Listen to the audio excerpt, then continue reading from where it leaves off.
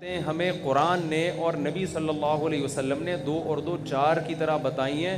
وہ باتیں جب تک ہم سنجیدگی سے سیریسلی اس کو اپنی زندگی میں نہیں لے کر آئیں گے, ہماری دنیا بھی برباد ہوگی اور ہماری آخرت بھی برباد ہوگی. گورا ان باتوں کو سیریس نہیں لیتا, آخرت تو برباد کر دی ہے اس نے, اپنی دنیا بھی برباد کر دی ہے. آپ پتہ ہے بربادی کس کو سمجھتے ہو؟ آپ سمجھتے ہو غربت, مہنگائی بربادی ہے, اس لیے آپ گورے کو کیا سمجھتے ہو؟ کامیاب. حالانکہ ایسا بالکل بھی نہیں ہے, ایسا بالکل بھی نہیں ہے. اگر غربت, مہنگائی بربادی ہوتی تو بھائی محمد صلی اللہ علیہ وسلم کے گھر میں تو 40 دن چولہا جلتا ہی نہیں تھا. تو جس ذات کو اللہ نے دنیا میں سب سے کامیاب ترین انسان بنایا, آپ کے معیار پہ تو سب سے زیادہ ناکام وہ بن رہے ہیں نا. کیا خیال ہے بھائی؟ تو انگریز اور گورے کی جو آپ ترقی ہے نا, اس سے قطعاً متاثر نہ ہو. یہ جو ڈپریشن کے مریض ہیں نا, اسٹریس اور ڈپریشن کے, یہ ہمارے ہاں کم ہیں, وہاں زیادہ ہیں.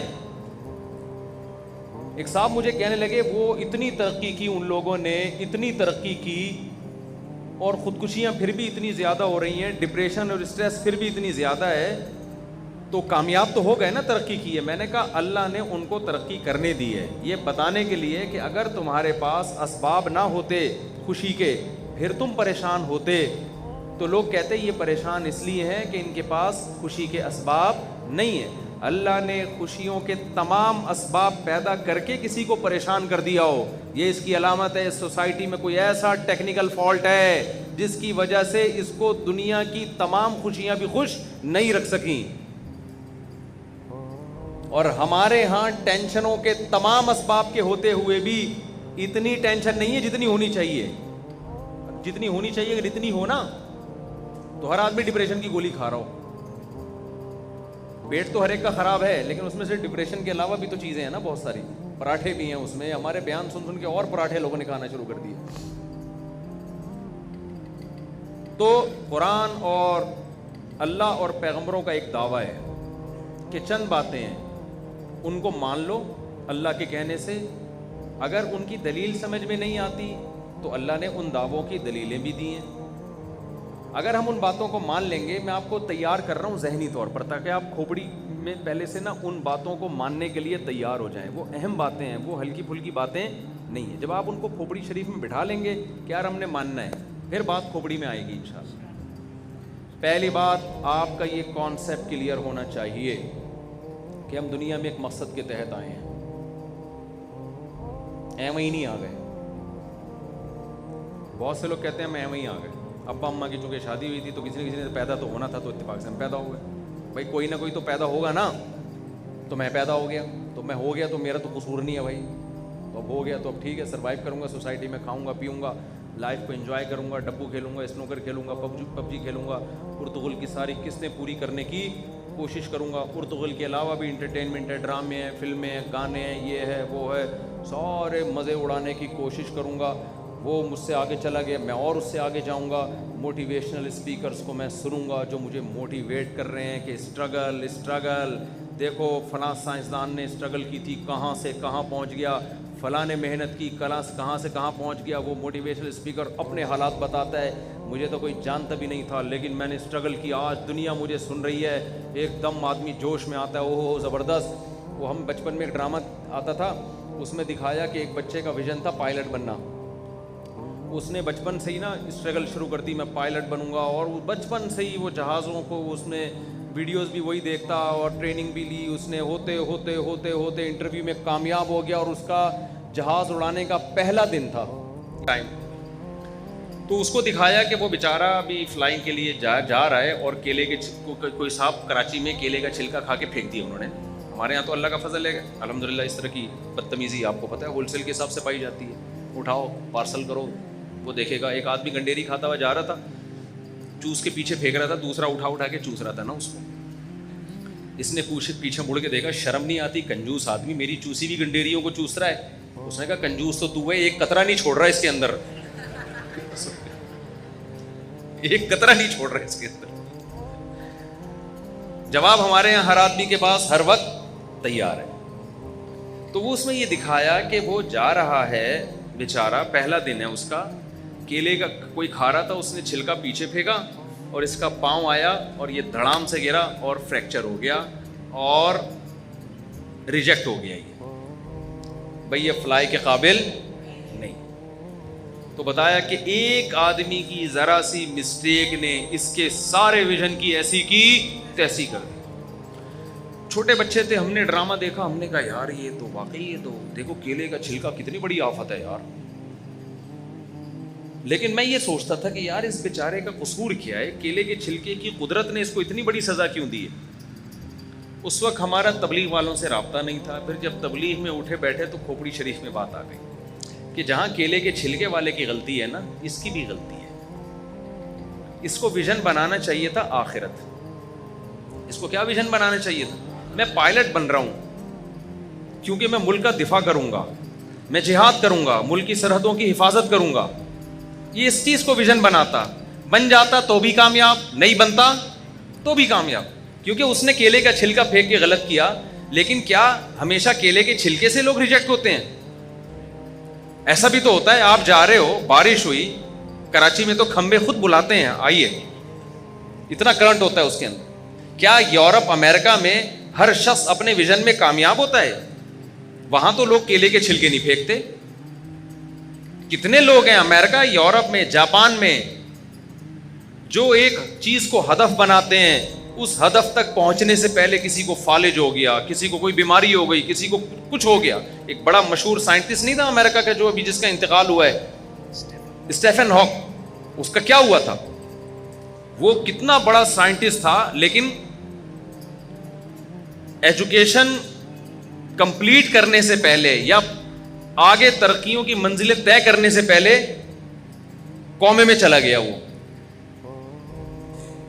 وہ تو وہاں کے لوگ بڑے تھے, انہوں نے پھر بھی اس کو جو ہے نا ذرا ذرا سے اشاروں سے اس کو سمجھ لیا کیا کہنا چاہ رہا ہے یہ. لیکن کیریئر تو تباہ ہو گیا کہ نہیں ہو گیا؟ اس کو تو کوئی فائدہ نہیں ہوا نا اس کا. دنیا میں ہم دیکھتے ہیں, آپ کو موٹیویشنل اسپیکر بتاتے ہیں کہ یہ اسٹرگل, یہ کامیاب, یہ کامیاب. آپ کو ان لوگوں کی کہانیاں سنا رہے ہوتے ہیں جو کامیابی تک پہنچ چکے. ایسے ہزاروں لوگ ہیں جنہوں نے ان سے ڈبل اسٹرگل کی, ڈبل محنت کی, مگر وہ کامیابی کے قریب بھی نہیں پہنچے, وہ برباد ہو گئے, تباہ ہو گئے. تو پہلی بات ہمیں قرآن یہ بتاتا ہے کہ تم دنیا میں اتفاق سے بولو نہیں آئے ہو, تمہیں دنیا میں لایا گیا ہے. لانے والا کون ہے؟ اللہ ہے, خدا ہے, کریٹر ہے جس نے تمہیں بنایا. خود بخود نہیں ہوا یہ. اب یہ بات جس کی کھوپڑی میں نہیں آ رہی نا, وہ برباد ہو جائے گا آخرت میں. جس کی کھوپڑی شریف میں یہ بات نہیں آ رہی ہے, وہ اپنے دماغ کو بھی دیکھ رہا ہے, وہ وفی انفسکم, اللہ کی نشانیاں بھی دیکھ رہا ہے صبح و شام, کہ کیسے انڈے سے 21 دن میں چوزا بن جاتا ہے, کیسے اس میں چونچ بن جاتی ہے, کیسے. آپ کو پتہ ہے جب 21ویں دن انڈے میں چوزا بنتا ہے نا, تو اس کی چونچ پہ ایک تیز دھار پیدا ہوتی ہے. اس تیز دھار کے ذریعے وہ انڈے کے چھلکے کو توڑتا ہے اور توڑ کے باہر نکلتا ہے, اور باہر نکلتے ہی وہ دھار ختم ہو جاتی ہے. اتنی زبردست مینجمنٹ اور ایڈجسٹمنٹ یہ کسی مینیجر کے بغیر ممکن ہے کہ آٹومیٹیکلی ہو رہا ہے بھائی. ڈاروین نے ایک بات پھینک دی اور سب لوگوں نے کیا کر دیا؟ اس کو کیچ کر لیا. اس نے کہا یہ ایوالو ہوا ہے سب کچھ, یہ ارتقاء کے نتیجے میں ہوا ہے. ارتقاء میں اتنی مینجمنٹ نہیں ہو سکتی, ناممکن ہے یہ. اور یہ ارتقاء کہاں ہے؟ ماں کے پیٹ میں 9 مہینے میں انسان بن کے تیار ہو جاتا ہے ایک پانی کے قطرے میں. یہ کہاں سے ارتقاء ہو رہا ہے بھائی؟ ایک ڈاکٹر صاحب یوٹیوب پہ تقریر کر رہے تھے, ہمارا دماغ کروڑوں اربوں سال میں ارتقاء ہو کے یہاں تک پہنچا. میں نے کہا ڈاکٹر صاحب اگر میں یہاں ہوتا نا, میں کہتا ڈاکٹر صاحب 9 مہینے میں بنا ہے, یہ کروڑوں اربوں سال میں نہیں بنا ہے.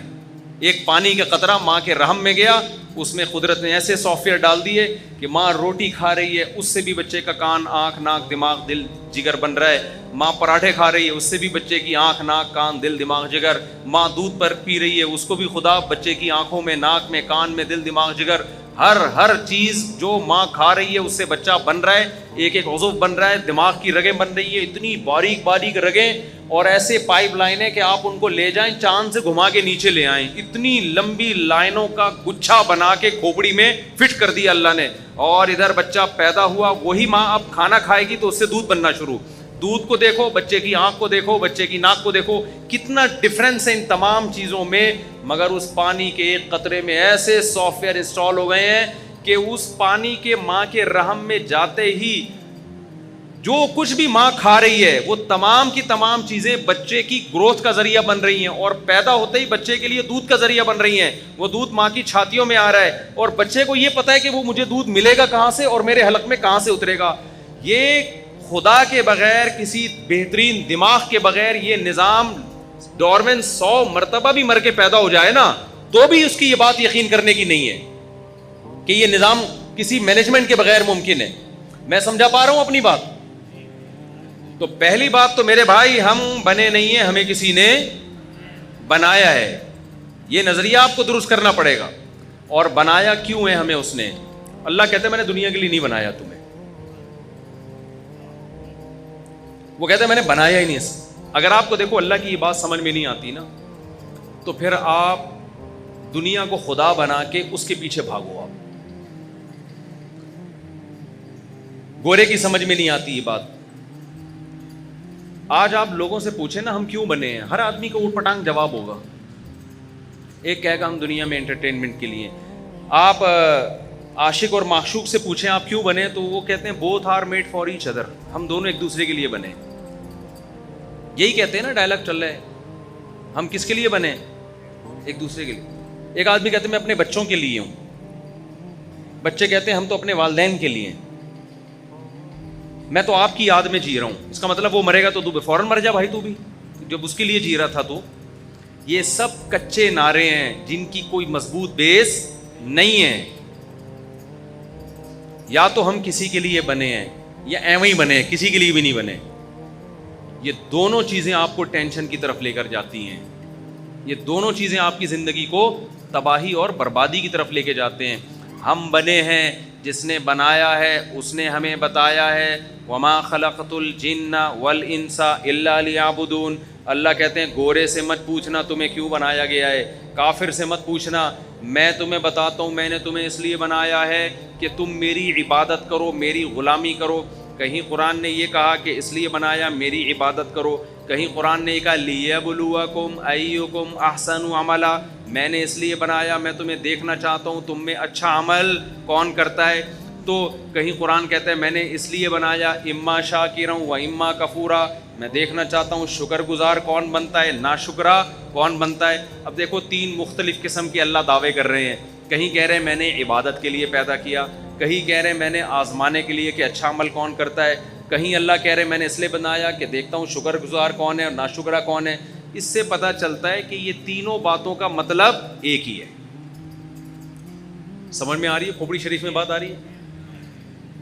کھوپڑی کا لفظ اچھا نہیں ہے, لوگ کہتے ہیں اتنے معزز لوگ بیٹھے ہوتے ہیں آپ کھوپڑی کھوپڑی کر رہے ہوتے, لیکن میں شریف لگا دیتا ہوں اس کے ساتھ. میں کیا لگا دیتا ہوں اس کے ساتھ؟ جب شریف لگا دیا تو پھر تو گدھے کو بھی آپ بولے کہ گدھا شریف, تو وہ بھی آپ کو تو خدا نخواستہ میں کو گدھا ودا نہیں کہہ رہا بھائی, یعنی شریف کے لفظ سے وہ تھوڑی سی وہ جو وہ ہے نا وہ اس کی وہ کور ہو جاتی ہے. باقی معزز حضرات سے پیشگی معذرت. تو قرآن کہہ رہے میں نے عبادت کے لیے بنایا, کبھی کیا کہہ رہے میں نے اچھے عمل کے لیے بنایا, کبھی قرآن کیا کہہ رہے میں نے اس لیے بنایا اما شاکرن و اما کفورا, میں دیکھنا چاہتا ہوں تو شکر گزار بنتا ہے کہ ناشکرا بنتا ہے. اب مجھے بتاؤ جس کام کے لیے بنایا اگر آپ اس کو فوکس نہ کرو اور آپ اپنی ضرورتوں کو پورے کرنے میں لگے رہو تو ایسا شخص کامیاب کہلاتا ہے یا ناکام کہلاتا ہے؟ فرعون جو تھا نا, فرعون کا تو نام میرا خیال ہے ہم سب نے سنا ہوگا. کیا خیال ہے؟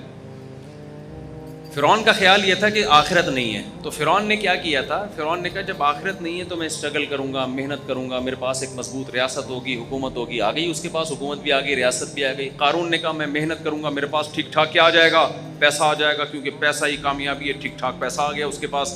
موسیٰ علیہ السلام نے بھی ایک ویژن بنایا کہ میں اسٹرگل کروں گا, محنت کروں گا. موسیٰ علیہ السلام نے اللہ سے پوچھا کہ اللہ کیا کرنا ہے. اللہ نے فرمایا وَاسْتَنَعْتُكَ لِنَفْسِي، اے موسیٰ میں نے تجھے تیار کیا ہے اپنے لیے، میں نے تجھے تیار کیا ہے اپنے لیے. إِنَّ السَّاعَةَ آتِيَةٌ أَكَادُ أُخْفِيهَا لِتُجْزَىٰ كُلُّ نَفْسٍ بِمَا تَسْعَىٰ.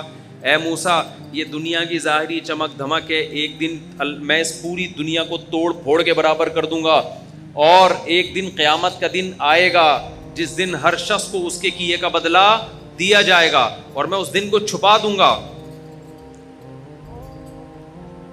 تو اے موسیٰ لا یصدنک عنہا من لا یؤمن بہا، یہ آیت ہے اصل سمجھانے کی. اے موسیٰ اس آخرت سے تجھے وہ غافل کرے گا جو آخرت پر ایمان نہیں رکھتا. گورا آخرت پر ایمان رکھتا ہے؟ اقوام متحدہ آخرت پر ایمان رکھتی ہے؟ آپ جن اسکالرز کو یونیورسٹیوں میں پڑھتے ہو، نیوٹن، آئنسٹائن، یہ لوگ آخرت پر ایمان رکھتے تھے. تو اس کا مطلب ہر وہ شخص جو آخرت پر ایمان نہیں رکھتا وہ آپ کے دل سے آخرت کی ویلیو کم کرے گا، ختم کرے گا، کیونکہ اس کی نظر، اس کا مطمع نظر ہی یہ دنیا ہے. وہ سب کچھ مانتا کس چیز کو ہے؟ وہ دنیا کو مانتا ہے. اس کی نظر میں دیکھو، ماں باپ کی جو اولاد نمازی ہو اور ایک نمازی نہیں ہے، کما کے زیادہ لاتی ہے، تو ابا کو اچھا کون لگے گا؟ جو ابا یہاں نہیں بیٹھے ہوئے ان کی بات کر رہا ہوں، ان کو کون اچھا لگے گا؟ کمانے والا. کیا خیال ہے بھائی؟ کیونکہ وہ اولاد پیدا اس لیے کی تاکہ ہمارا سہارا بنے، تو نماز کا کیا کرنا ہے انہوں نے؟ تو جب آپ کا ایک ہدف ہے، ایک ویژن ہے، تو جو اس ویژن میں معاون اور مددگار بنے گا آپ کو وہ اچھا لگے گا. جو اس ویژن میں آپ کا معاون مددگار نہیں ہوگا آپ کو وہ بالکل بھی اچھا نہیں لگے گا. تو جب آپ نے میرے بھائی آخرت کو اپنی زندگی سے ہٹا دیا، نکال دیا اپنی زندگی سے، تو ہر وہ تحریک جو آپ کو آخرت کی یاد دلائے آپ کو وہ بری لگے گی. ہر وہ نصیحت جو آپ کو آخرت کی یاد دلائے آپ کو وہ بری لگے گی. اور ہر وہ تحریک جو آپ سے آپ کی دنیا کی بات کرے، آپ کی صحت کی، آپ کی دولت کی، آپ کی ظاہری خوشیوں کی، آپ کو وہ اٹریکٹیو لگے گی، آپ کو وہ اچھی لگے گی. تو اللہ نے موسیٰ علیہ السلام سے کیا فرمایا؟ اے موسیٰ اس سے تجھے وہ غافل کرے گا جو اس پر ایمان نہیں رکھتا، اس کی باتوں میں مت آنا. آج ہم ان لوگوں کی باتوں میں آ گئے ہیں جو آخرت پر ایمان نہیں رکھتے. سمجھ میں آ رہی ہے بات کہ نہیں آ رہی ہے؟ اس سے نقصان کیا ہوا ہے؟ آخرت سے تو گئے، دنیا سے بھی گئے ہم.